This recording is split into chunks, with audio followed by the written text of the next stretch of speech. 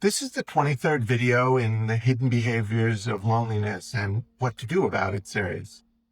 When we think about loneliness, we often focus on what people don't do. Not showing up, not returning calls, not engaging. But what if the real issue is nothing feels good enough to do? Here's why that might be happening. So, chronic loneliness doesn't just affect emotions. As we've said, it rewires the brain. One of the most critical systems it impacts is the dopaminergic reward circuitry. That's a big term that means the neural network that controls motivation, anticipation, and pleasure. This includes the part of the brain called the ventral striatum, which typically lights up when we anticipate or receive social reward. You know, that little shot of dopamine that feels good and encourages you to keep doing that activity. But in people experiencing persistent loneliness, studies show that this circuitry goes quiet.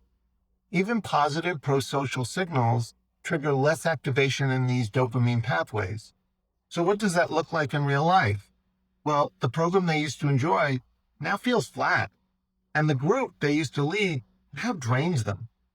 The visit they schedule, they cancel last minute, they're not even sure why. This isn't apathy. It's not an attitude problem. It's neurobiology. When the dopaminergic system underresponds, the emotional spark that drives participation flickers out. Even with access, encouragement, and support, behavior stalls. That's why for some people, what should work doesn't.